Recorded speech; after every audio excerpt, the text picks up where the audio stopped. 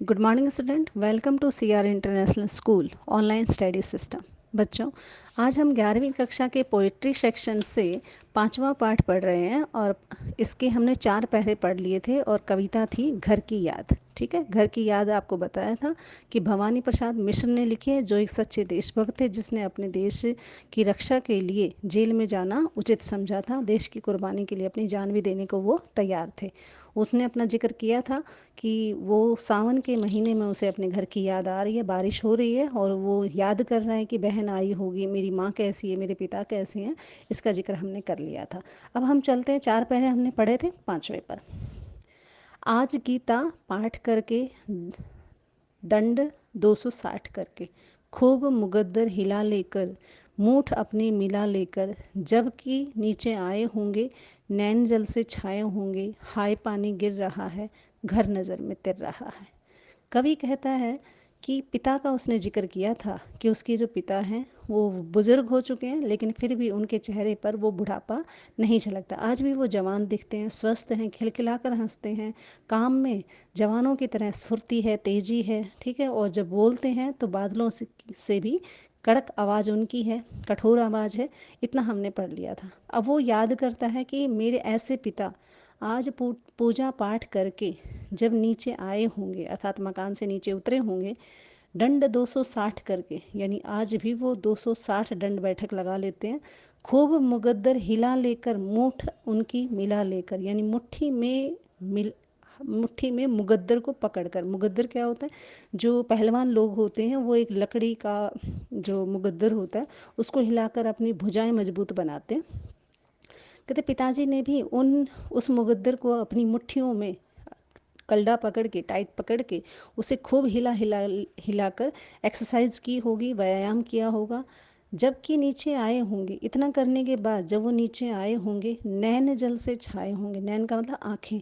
आँखें जो हैं वो भीग गई होंगी, आँखों से आंसू आ गए होंगे। क्यों आ गए होंगे? क्योंकि उसका पुत्र जो है उसे दिखाई नहीं देता। 4 पुत्र हैं, बहनें भी आई हुई हैं, लेकिन 5वां पुत्र जो भवानी प्रसाद है वो वहाँ पर नहीं है। इसलिए उनके जो नैन हैं, उनकी जो आँखें हैं वो आंसुओं से भर गई होंगी। हाय पानी गिर रहा है, घर नज़र में तिर रहा है। कवि कहता है कि आज खूब बारिश हो रही है और मेरी नज़रों में मेरा घर ही नज़र आ रहा है, मुझे बार बार अपने घर की याद आ रही है। भुजा 4 भाई 4 बहनें, भुजा भाई प्यार बहनें। अब कहते हैं मेरे परिवार में मेरे 4 भाई हैं, 4 बहनें हैं और 5वां मैं हूँ, अर्थात हम 9 बहन भाई हैं। तो कहता है यहाँ पर मेरे 4 भाई 4 बहनें, भुजा भाई प्यार बहनें, यानी मेरे जो भाई हैं वो मेरी भुजाओं के समान हैं। किसी भी मुसीबत में मेरे साथ खड़े रहते हैं। प्यार बहनें, और बहनें जो हैं वो प्यार की मूरत हैं, अत्यधिक स्नेह अपने भाइयों से करती हैं। खेलते या खड़े होंगे, कहते ये सारे भाई बहन जो एक दूसरे से प्यार करते हैं, एक दूसरे का साथ देते हैं, मुसीबत में खड़े रहते हैं, ऐसे मेरे प्यारे भाई और बहनें खेलते होंगे या तो आंगन में या वो खड़े होंगे।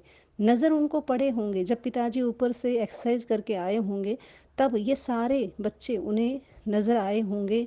पिताजी जिनको बुढ़ापा एक क्षण नहीं था, ऐसे पिताजी जिनको ज़रा सा भी बुढ़ापा उनके चेहरे से झलकता नहीं था, एक भी क्षण बुढ़ापा उनके चेहरे पर नहीं दिखता था, रो पड़े होंगे बराबर। जब उन्होंने देखा होगा सारे भाई बहन हैं, मैं नहीं हूँ, तो वो मेरे को वहाँ पर न पाकर बहुत दुखी हुए होंगे और रो पड़े होंगे, 5वें का नाम लेकर और मेरा नाम लेकर कि भवानी नहीं है, बाकी सारे बच्चे हैं, ऐसा कहकर वो रोने लगे होंगे। 5वां मैं हूँ अभागा। अब कवि कहता है मैं 5वां हूँ, मैं अपने पिता का 5वां पुत्र हूँ, लेकिन मैं अभागा हूँ। अभागा इसलिए क्योंकि उन सारी खुशियों में मैं शामिल नहीं हूँ और मैं जेल में बंद हूँ।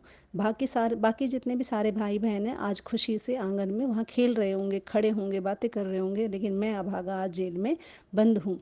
अभागा मैं, 5वां मैं हूँ अभागा, जिसे सोने पर सुहागा। लेकिन इसके बावजूद भी मैं भले ही अभागा हूँ, लेकिन मैं अपने पिता के लिए सुहागे के समान हूँ, सोने से भी बढ़कर हूँ। अर्थात 4 जो भाई हैं वो मेरे पिता के लिए सोने के समान हैं, अर्थात बहुत महत्वपूर्ण हैं, लेकिन उन चारों से महत्वपूर्ण मैं हूँ, अर्थात सोने पे सुहागा। मैं उनसे कहीं अधिक प्रिय था। 5वें पुत्र को जो भवानी प्रसाद के जो पिता हैं वो उस सबसे छोटे बेटे अर्थात भवानी प्रसाद को, पांचवें पुत्र को सबसे ज़्यादा स्नेह करते हैं। पिताजी कहते रहे, प्यार में बहते रहे और ये भी कहते रहे कि वही था सब कुछ मेरे लिए, तो वही मेरे लिए महत्वपूर्ण था, वो इन चारों से भी बढ़कर था, कीमती था मेरे लिए। ठीक है, प्यार में बहते रहे होंगे और उन्होंने मेरे पर खूब प्यार लुटाया होगा, खूब मेरे से प्यार, मेरी प्यार भरी बातें की होंगी। आज उनके स्वर्ण बेटे, कहते आज उनके सामने चार चार बेटे खड़े हैं, सोने के समान हैं वो बेटे, लगे होंगे उन्हें हेटे, लेकिन वो भी उसे बेकार लगे होंगे। हेटे का मतलब बेकार समझ लीजिए, व्यर्थ लगे होंगे, क्योंकि मैं वहाँ पर नहीं हूँ और जिस पे मेरे पिता को मेरे ऊपर सबसे ज़्यादा गर्व था। ठीक है, इसलिए मैं वहाँ पर नहीं हूँ, इसलिए मेरे पिता को वो चारों सोने जैसे बेटे भी बेकार लगे होंगे, क्योंकि उन पर मैं सुहागा, क्योंकि उनसे भी कहीं ज़्यादा सुहागा, मतलब बहुत ज़्यादा महत्वपूर्ण हूँ मैं। बंधा बैठा हूँ अभागा, लेकिन करूँ भी क्या, मैं यहाँ पर जेल में बंद बैठा हूँ, अभागा हूँ, जो उन खुशियों में शामिल नहीं हूँ। और माँ ने कहा होगा दुख कितना बहा होगा, कहते हैं ऐसे हालातों में माँ ने भी पिता से कहा होगा दुख कितना बहा होगा। जब माँ ने कहा होगा तो कितना दुख हुआ होगा पिता माता को, सबको। आँख में किस लिए है पानी, वहाँ अच्छा है भवानी। माँ ने हिम्मत करके, अब आपने देखा होगा कठिन परिस्थितियों में जब पति कमज़ोर पड़ जाता है तो पत्नी मनोबल बढ़ाती है, और पत्नी जब कमज़ोर पड़ जाती है तो पति मनोबल बढ़ाता है। तो यहाँ पर वो जो उसकी माँ है, वहाँ पर नारी जाति होते हुए भी कोमल भाव नहीं दिखाती, बड़ी कठोरता से, ठीक है, हिम्मत करके कहती है कि आँख में किस लिए है पानी। ठीक है, तो वो उसे कहती है, वो भी एक सच्ची देशभक्ति है, भक्ति की भावना है उसमें, वो भी स्वाभिमानी है, और कह रही है आँख में किस लिए है पानी, कि क्यों रो रहे हो तुम, वहाँ अच्छा है भवानी, कि हमारा बेटा अच्छा है, वहाँ पर जेल में कुछ नहीं होगा उसे, वो सब ठीक है, वह तुम्हारा मन समझकर। अब वो ये भी कहती है अपने बच्चे की याद दिलाते हुए कि तुम्हारा मन समझकर, कि तुम भी तो यही चाहते थे कि मेरे बच्चे देश के लिए कुर्बान हों, मेरे बच्चे देश में योगदान दें, मेरे बच्चे अपने देश के प्रति प्रेम करते हुए आगे बढ़ें। कहते तुम्हारा मन समझकर और अपनापन समझकर उसने अपने परिवार को और अपने देश को एक ही माना है, अर्थात उसने अपने परिवार के बराबर ही देश को भी परिवार समझकर ही गया है, सो ठीक ही है। कहते जो गया है वो ठीक ही तो किया है उसने, कि तुम भी तो यही चाहते थे कि मेरे जो बच्चे हैं वो देशभक्ति की राह पर चले, इसलिए वो उसने भी ऐसा ही किया है, अच्छा किया है उसने।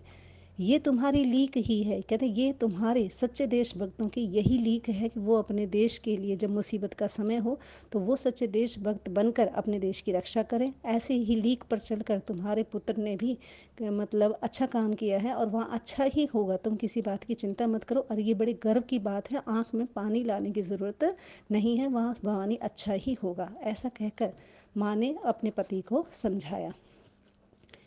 पाँव जो पीछे हटाता कोख को मेरी ले जाता, कहते हैं अगर वो ऐसा ना करता, कैसा ना करता, अगर वो देश के लिए आंदोलन में भाग ना लेता और वो जेल ना जाता, तो कहती है अगर वो पाँव पीछे हटा लेता, इस काम में वो पीछे हट जाता, कोख को मेरी ले जाता, कहते हैं मेरा पुत्र होकर भी वो मेरी कोख को ले जाता, अर्थात मुझे बड़ी शर्म आती कि पुत्र होते हुए भी उसने अपने देश के लिए अपनी जान नहीं दी, या अपने देश के लिए उसने आंदोलन में भाग नहीं लिया।